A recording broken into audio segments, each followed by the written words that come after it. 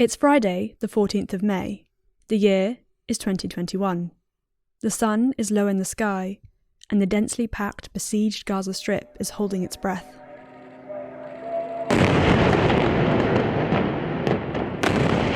A fireball erupts from a cluster of high-rise buildings. The explosion rips through the air, followed in quick succession by another. A column of thick black smoke rises hundreds of feet into the sky as dust and debris falls back down to earth.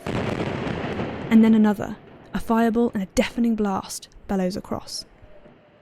May 14th was the fourth day of the Israeli bombardment of Gaza. A ceasefire would not be called until May 21st. By the time the fighting ended, the Israeli military had hit 1,500 targets inside Gaza. 260 Gazans would be dead, at least 129 of them civilians, including 66 children. And rockets fired from Gaza into Israel would kill 12 Israelis, including 2 children. In addition to the tragic loss of life, 2,400 housing units would be rendered uninhabitable in Gaza, and 50,000 damaged. Over 2,000 industrial, trade and service facilities were also destroyed or partially damaged. My name is Rosie McCabe. Welcome to the New Arab Voice.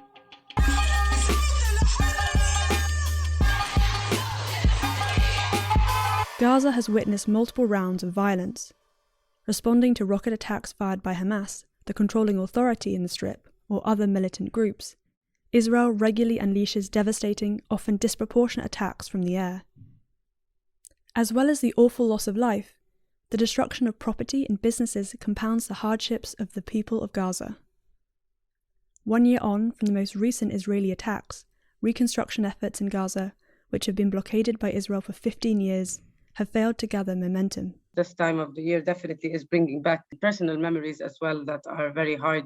This is Najla Shawa, a resident of Gaza and a food security and livelihoods manager from the charity Oxfam. Najla recalls the fierce bombardment experienced by Gaza 1 year ago. Unfortunately, these 12 days last May were extremely heavy and intense in terms of destruction. Gaza is very much acquainted with such rounds of escalations. However, it was also very dramatic in terms of the scale of destruction. It was roads near schools, public facilities, water infrastructure, residential buildings and homes. Israel launched the attacks in May 2021 in response to rocket fire from the Gaza Strip, which in turn was prompted by Israel's forced expulsion of Palestinian families from East Jerusalem and attacks by Israeli forces against worshippers at the Al-Aqsa Mosque. The attacks represented a tragedy for civilians living in the area, but this was simply the latest in a long list of injustices that have been thrust upon the 25-mile-long coastal strip. Gaza is already suffering from decades of lack of development efforts, a war after the other, escalation after the other, and you have the blockade in between all that. So whenever there's a crisis, there is no recovery. You don't go back. And that's why it's like one on top of the other, on top of the other. You hardly go back to the point where it started, and it just keeps on accumulating more issues and problems. These problems cover a broad range. Water is a chronic problem for Gaza. The average daily water consumption per capita is 88 litres, to be used for all needs, including drinking, washing, cleaning and cooking. This number falls below the recommended 100 litres per capita per day as set out by the World Health Organization. Electricity is a further problem.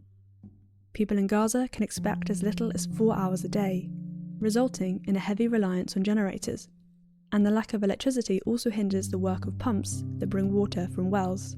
Access to healthcare is another serious issue. The system has limited resources, outdated and failing equipment, a shortage of drugs and medicines, and an ever-growing demand. Hospitals and health facilities are also regularly affected by power cuts. Adding to this, Gaza also has an unemployment rate of over 50%, and persistent problems with food insecurity, which both contribute heavily to high poverty levels. There is constant uncertainty in how people can live their lives. So it's really around the entire picture, and very much the lack of hope also among people in having a good future or a good living. People in Gaza want to work. They are eager to make a living, but simply there are no opportunities whatsoever. The Israeli blockade compounds the day-to-day difficulties of those living in the Strip, and when homes and businesses are destroyed, it can be almost impossible to rebuild what has been lost. Israel first imposed the blockade when Hamas took control of the Strip in 2007 on the back of a dispute with the Palestinian Authority over the 2006 election result that Hamas won. In the following years, the resistance group was designated as a terrorist organisation by a number of international governments, including the US, UK, EU, Canada, and Australia, a designation that the Israelis have relished. And it is this designation that predicates the blockade itself. This is Yara Arsi, Assistant Professor of Global Health Management and Informatics at the University of Central Florida, and a visiting scholar at the FXB Center for Health and Human Rights at Harvard University. And in the eyes of many politicians in the US and elsewhere, justifies Israeli airstrikes and the other violence that kills and maims and ruins the lives of people in Gaza. And when these airstrikes are over, and civilians seek to rebuild their lives, the blockade raises its ugly head. Israel does have to approve all materials that enter Gaza, including even the most basic goods. So we're talking pipes, we're talking lumber, cement, generators, all sorts of medical equipment. So on top of regulating everything that enters Gaza, Israel has made this extremely arbitrary category, which is euphemistically called, quote unquote, dual use, that is loosely defined as goods that Israel acknowledges have an inherent civilian use, but can also be used for military purposes. The list of dual-use items is expansive, and was made public for the first time in 2016, following a Freedom of Information request by the Israeli NGO Gashar. The dual-use list is split in two. The first list, of 56 prohibited items, relates both to Gaza and the occupied West Bank, while the second list of 61 relates just to Gaza. So this list has dozens of items, including fertilizers, chemicals, types of binoculars, water skis, fireworks, military-style uniforms, badges, and shoes, drilling equipment, cement, welding equipment, metal detectors, wood planks that are greater than 1 centimeter thick, and so on. While it's true that some of these items could be used in a military capacity, as could be said for almost any item, those that suffer the most from this policy are not those who are engaged in military action, but those who are struggling to live day to day. In terms of the effects of this blockade, it's enormous.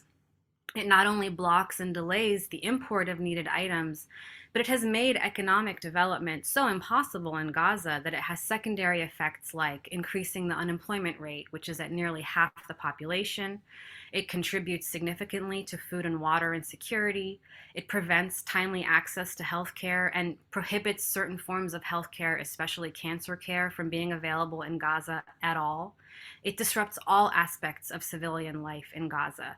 There is not a single humanitarian report published since the start of the blockade that does not name the blockade as the single most destructive force in Gaza today. The blockade of Gaza, now in its 15th year, comes into direct conflict with the work of charities like Oxfam. The Israeli policies, the blockade and the restrictions of entry of goods, it affects all the work that is done, not by Oxfam, by also other organizations, even the UN agencies, etc. The way Israel has been dealing with issues like the dual-use item, what they call, they really affect people's livelihoods on the ground. It's not just items that are unnecessary, and that we see in items that are needed for agriculture, for example. We see it in very basic, like making of greenhouses, fertilizers and pesticides. With the fisher folks, for many years, the small engine for the boats have not been allowed since, I think, 2007. The Israeli policies mean that simple solutions, which have the potential to create positive change, become almost impossible mountains to climb. Since it was permanently put in place in 2007, the siege of Gaza, which prevents the entry of reconstruction material, has been described as inhumane, a form of collective punishment and a violation of international law. So with all this outrage, what is the international community doing to prompt its removal? You know, when is the last time you heard an impassioned speech by some politician from the West or some multilateral agency about the blockade? When was the last time the Arab League mentioned the blockade? The reality is the people of Gaza are forgotten until there is bombing. Enabling the blockade in Gaza, which, let's remember, is entering its 15th year, is among the greatest moral stains in modern times, in my opinion.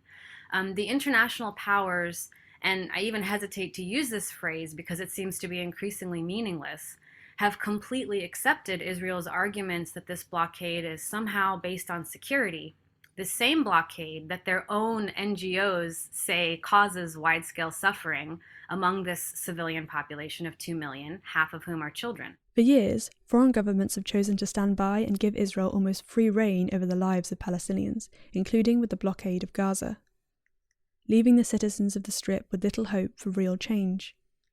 Najla again. To be honest, I'm not very hopeful.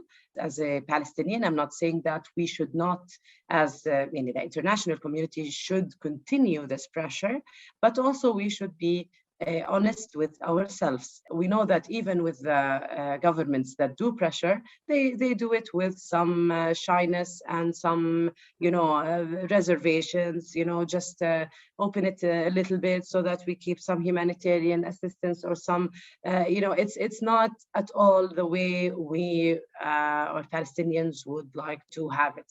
Unfortunately, there's no decision that is coming from Palestinians. It's all that it's just an object. We are becoming just an object in this game. Following the devastating 2014 bombardment of Gaza, the UN did make some efforts to ensure that what had been destroyed was rebuilt. It was called the Gaza Reconstruction Mechanism. Every few years, every point that we reach where there is a turning point of some sort, we come with a catchy mechanism or process to look like it's resolving issues. Of course, this again, like many others, it's just complicating Palestinian lives much more than before. And Yara Arsi. The Gaza Reconstruction Mechanism was established after the 2014 attacks on Gaza. It puts the United Nations, supposedly this kind of neutral arbiter, at the center of a very complex economic process meant to monitor the so-called dual-use items. The rationale is it takes too long to import these goods. We can never reconstruct in these conditions. Let's create a mechanism that kind of fast tracks the approval of these goods. It was originally presented as a temporary measure that was meant to benefit Palestinians. And it was also meant to grant governing power to the PA, which was a signatory on the mechanism. And in its failings, instead of challenging the blockade, or instead of empowering Palestinian civil society who was in Gaza, who was not consulted on this Gaza reconstruction mechanism, all the mechanism has succeeded in is formalizing Israel's role as the final arbiter of what enters Gaza and when. The Gaza Reconstruction Mechanism failed in its core aims and has even strengthened the Israeli blockade. If the international community can't or won't help end the blockade, and the UN is unable to implement a mechanism that empowers and helps citizens of Gaza, then maybe they could get help from Fatah, the Palestinian Authority in the occupied West Bank. I think for Palestinians, our political and geographic fragmentation is one of the most despairing parts of the last few decades. I certainly think the division between Hamas and Fatah has hindered progress on any number of fronts.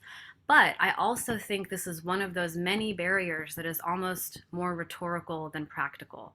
Let's remember that no Palestinian has voted in a meaningful election in almost 20 years. Neither the leaders of Hamas nor Fatah have had to face the Palestinian public, which widely disapproves of both entities, according to public polling. So yes, Gaza is unfortunately suffering the most from this divide.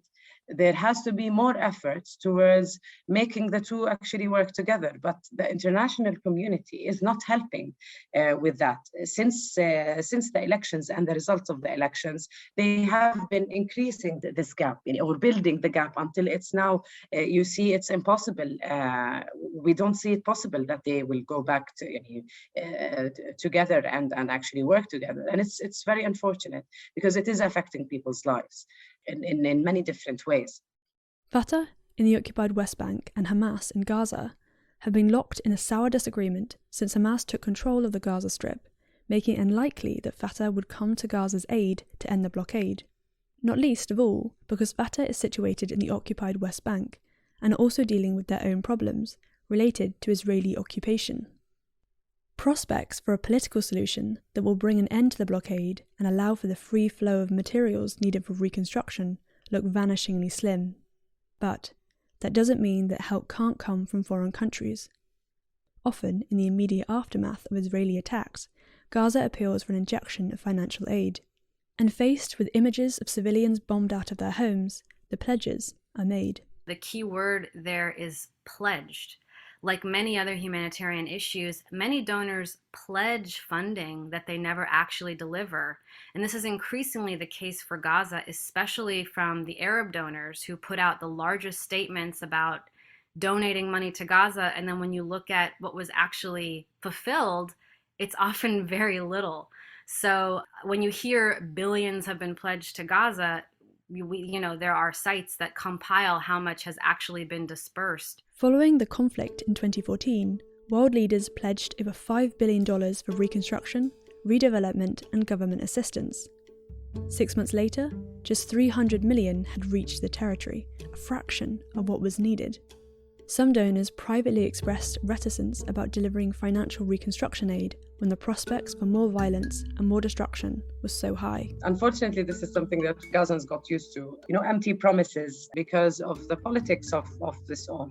Everything is politicized. It doesn't, from Arab donors or other donors, it's politicized. We know that the pressure that all agreements are put in, they are all have to be in alignment with some interests, let's say, and some promises and some commitments, etc. So it's never a fair deal, even when it comes to reconstructing houses, people's homes.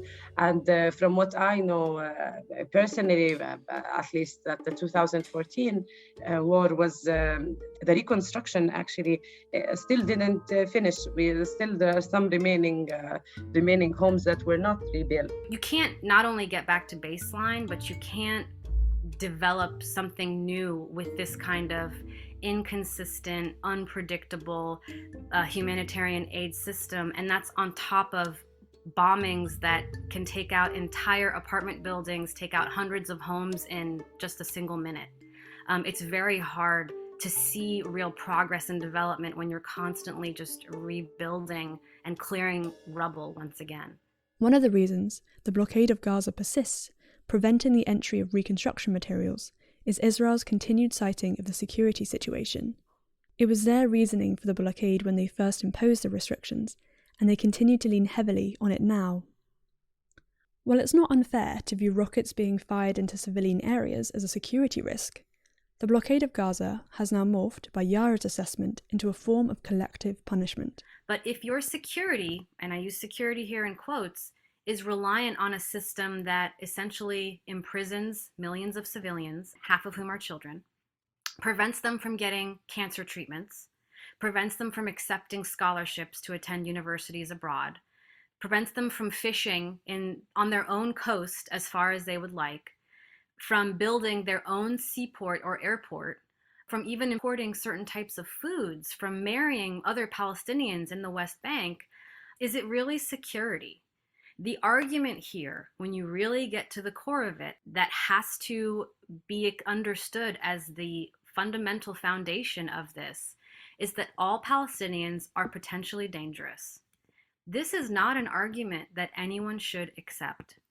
Preventing Palestinians from living their lives is not security, it's punishment for the mere act of being born Palestinian, and especially being born Palestinian in the Gaza Strip. And Najla Shawa. I think what we can say here is that Israel simply does not see Palestinian rights as equal to theirs, and that's why it doesn't look at what Palestinians need to do and need to decide as just human beings living on their land. Civilians in Gaza cannot leave.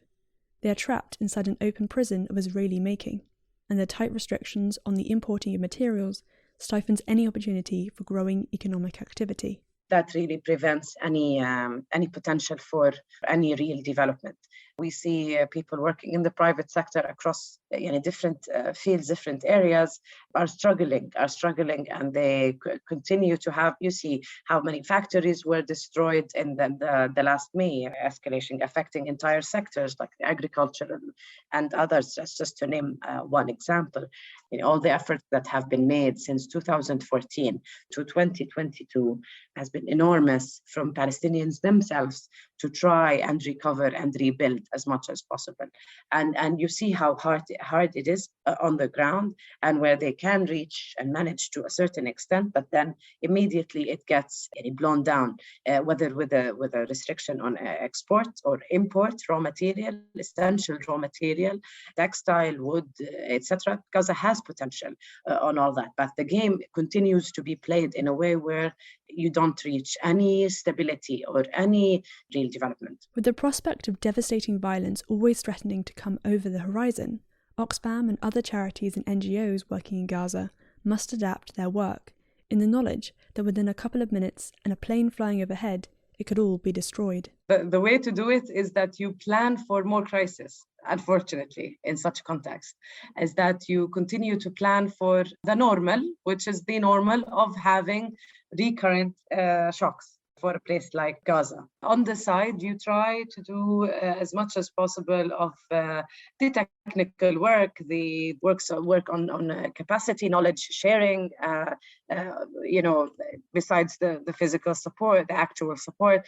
But the side also includes some work on influencing policies and programs where it can help Palestinians in Gaza face any upcoming crisis with somewhat preparedness. I think that's what mostly our role have been, is responding to what's happening now, being more prepared for, unfortunately, any events in the future, whether it's military escalation or something like what COVID did. With the blockade of Gaza marking 15 years on the calendar, prospects for any sudden change look slim. The civilians in Gaza are trapped by a blockade, trapped by the repeated attacks that impede development, trapped by their opponents, and trapped by those who profess support. But I certainly think that if there's political will on all sides, and this includes on the Palestinian governance sides as well, then there could be progress made that would benefit the people of Gaza. Unfortunately, they are the party that is the most lost in this. It's Israel, it's the US, it's Hamas and their leaders who have such political bluster. No one is really considering what the people of Gaza need. And in this moment, it is urgent humanitarian assistance and sovereignty.